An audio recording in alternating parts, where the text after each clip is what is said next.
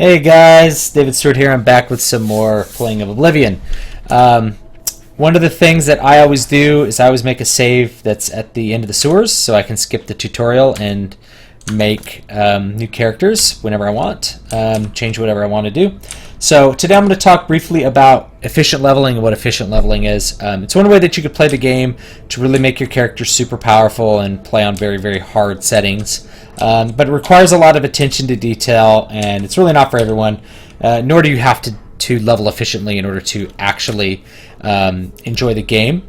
So this is totally something that is completely optional. But what we're going to do here is we're going to take a look at everything that you need to do in order to think about leveling efficiently. And the way that you level efficiently in this game is that you level up certain skills so that every time you level up, every time you rest and level up, you're gaining 5 skill points in particular areas until you have 100 in every single area, perhaps with the exclusion of luck, which we'll talk about in a second. And in order to do that, you basically have to create a custom class. All of the regular classes are going to level you up in such a way that for each level you're going to be getting 3 to maybe 4 skill points in a given area. And what you want to do is get 5. You want to get 5 points in our main area. So first thing we're going to look at is race. The race that you choose can vary depending on whether or not you want to do efficient leveling or not.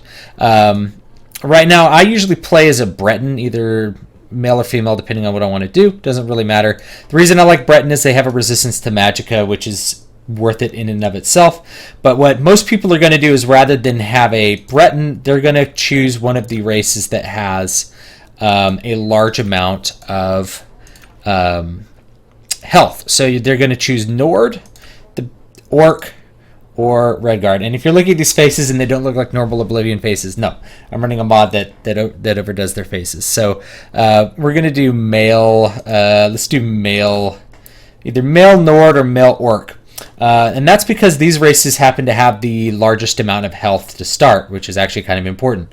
The main goal when you're leveling efficiently is to maximize your endurance. If you get your endurance up to 100 very, very quickly, that means every time you level up from then on, you're gaining the maximum amount of health every time you level up. So the total health your character gains is based on your total endurance when you level up. So you want to get that number as high as possible. So if you start with a male Orc, that's a really easy way to do it. So we'll do male Orc. I won't worry about anything the way it looks because he's just going to wear a helm anyway. So we're going to click done with that. Yes, we want to be an Orc. And again, if you create a save at the sewers, you can edit all this as much as you want. For our birth sign, you're going to want to choose something that maximizes endurance. When you're playing the game normally, non-efficiently, you're not going to worry about these stat bonuses for this. You might choose the Shadow because it has invisibility. Certainly when I first played the game, I chose this because this was like a get-out-of-jail-free card. Really powerful, especially if you're coming from Morrowind. You're going to probably want to choose either the Lady, which is 10 willpower, 10 endurance, or the Warrior, which is 10 strength, 10 endurance. I'm more inclined to the Warrior, and the reason is because the 10 strength is really useful early on when you're trying to carry stuff around. The other things that some people look at is trying to maximize speed early on, but we're really going to look at maximizing strength and endurance. Okay, other stuff, Thief. Thief gives you 3 10-point attribute bonuses, which is really good, and it gives you plus 10 to luck. So if you're wanting to maximize your luck, the Thief is going to be a better choice. Otherwise, it's probably going to be a choice between the Lady and the Warrior. Just a quick note about luck. Luck doesn't govern any skills. Luck is essentially, the more luck you have, it's kind of like you're turning down the slider, the difficulty slider on the game. Is the best way I can describe it. It has an effect on sort of everything you do. For every so many points of luck, it boosts all of your skills by a certain amount. And I don't remember the ratio right now. But luck early in the game is very good, but later in the game, it's almost irrelevant. So depending on what avenue you want to go down, if you want to maximize luck, you're going to choose the Thief. And if you're going to want to maximize health, you're going to choose Warrior or Lady. I'm going to choose Warrior. If you go the maximizing luck route, you're going to want to get 5 points in a skill, 5 points in an attribute, 2 of those every level, and then you can only add 1 point of luck at a time to try to get it to 100 luck.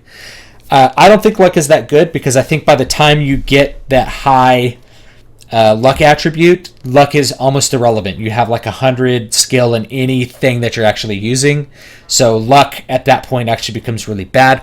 Luck is really not that good in Oblivion, in my opinion, especially if you're looking at the long term and you're going to want to get a character up to high level, which is probably what you're going to do. So I'm going to choose the warrior to maximize endurance. The more quickly we get up to maximum endurance, the more health that we're going to have.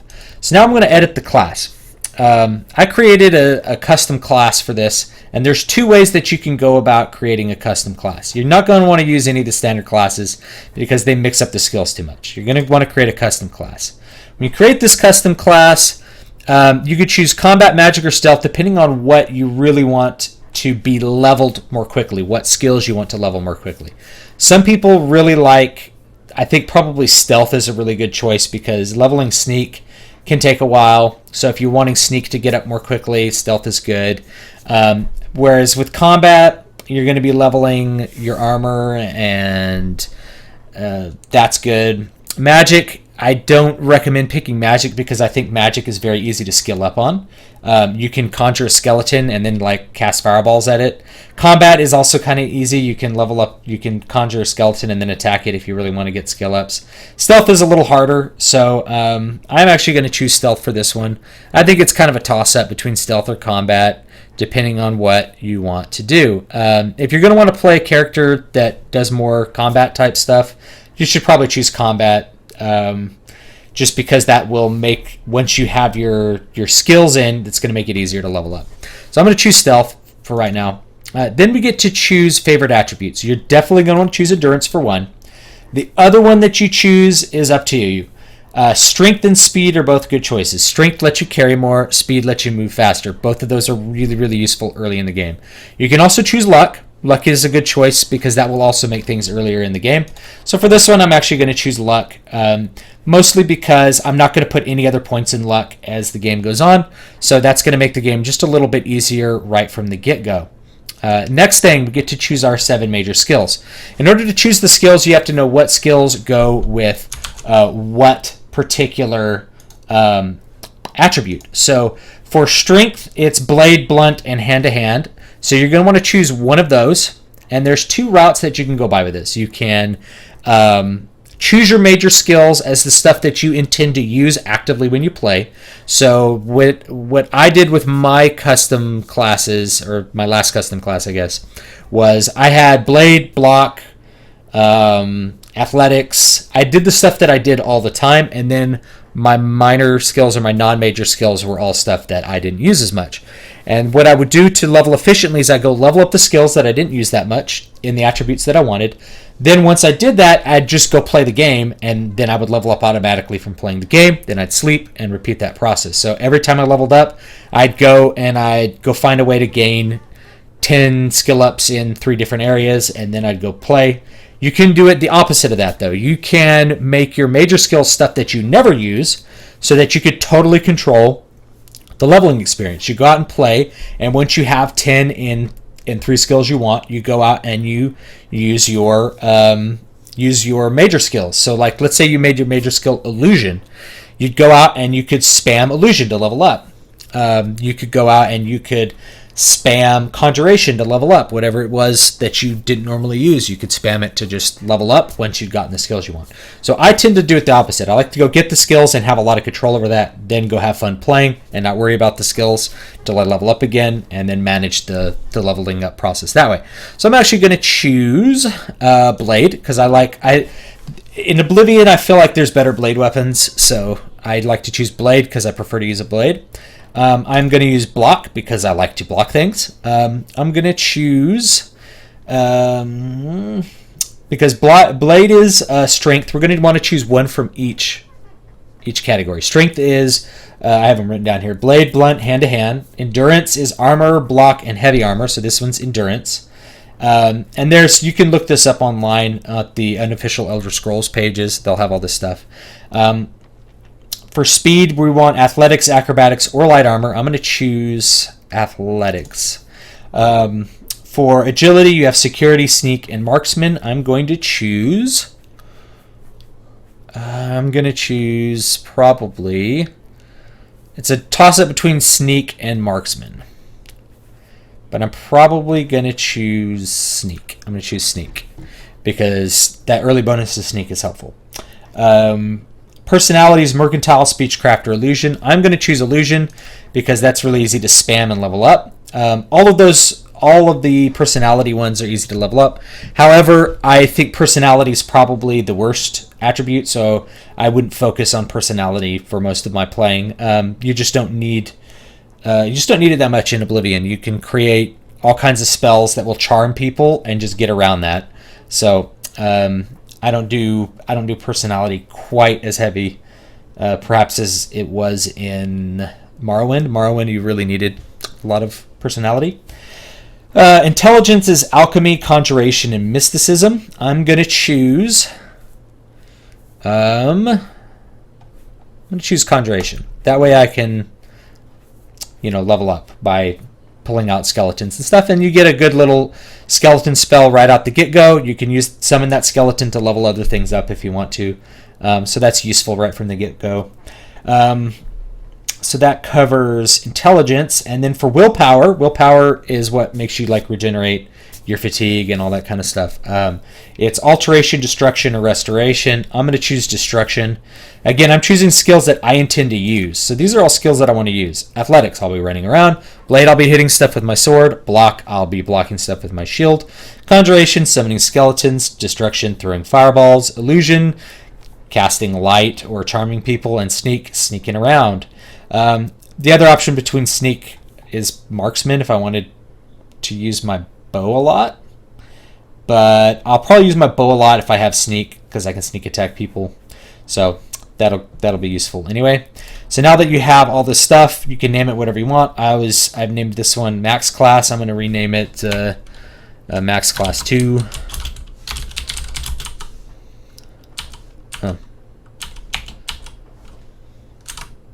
Yeah, we'll call it Max Class 1. For some reason, number 2 is not working. Okay, so click OK. Replace Max Class, yes. And you click Done. Sure you want to be Max Class 1, yes. Now you're ready to go play the game. Finished, exit sewers. The next thing I recommend for efficient leveling is a mod called Skill Diary. There's a mod called Skill Diary. When you install this mod called Skill Diary, as soon as you leave the sewers, which I have, you'll find on the ground right here, Skill Diary. You open it up. This diary is used to track your increase in skill since you last learned a level. So right outside the sewer, click on it.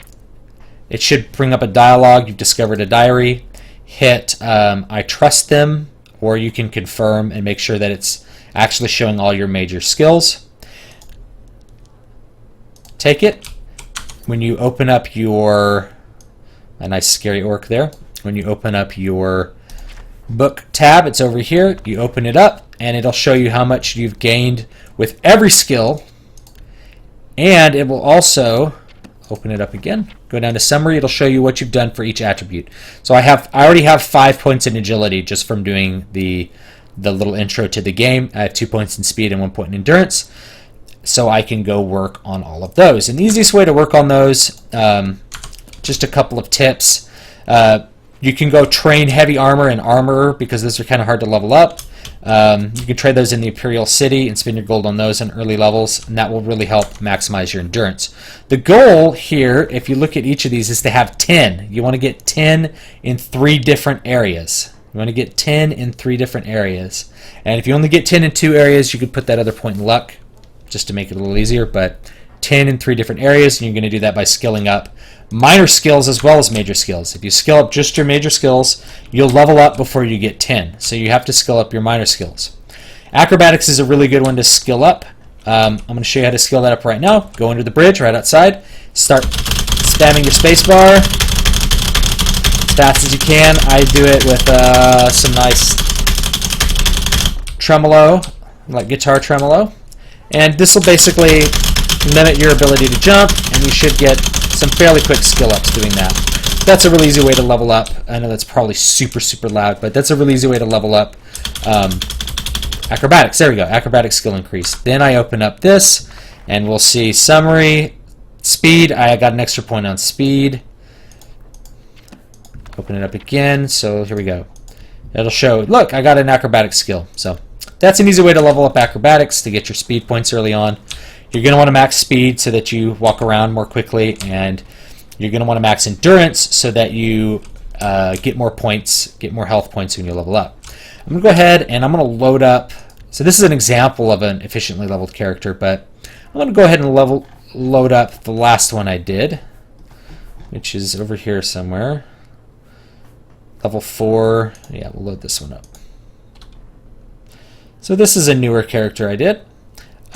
This one has Athletics, Blade, Block, Conjuration, Destruction, Illusion, and Sneak. Exactly what I just did. Only this character is a Breton, and I chose a Breton because of the magic resistance, which I find more useful than the overall health. And you can see the total amount of health that I have, 136. And I'll show you one more character very quickly. Let's load up a really, really high level character. There we go, level 42. Let's load up level 42. And I'll make another video with this character because I have a very interesting armor set with this character. So this character has, from efficient leveling, 647 health. That's quite a bit of health. This character is also Breton because of the magic resist. And quite a bit of magicka, quite a bit of fatigue. It's a pretty darn strong character. And if I look at my attributes, they are all way above 100. And the way that you're going to get, other than luck, the way that you're going to get them above 100, this is just another tip. Once you get endurance to 100, go out to the Shivering Isles. And the Shivering Isles will have a set of quests, or once you get close to 100, because you may level up in the Shivering Isles. Go out to the Strange Door. You go out to the Shivering Isles, and there's a quest that will get you addicted to Feldew. So you go ahead and get addicted to Feldew.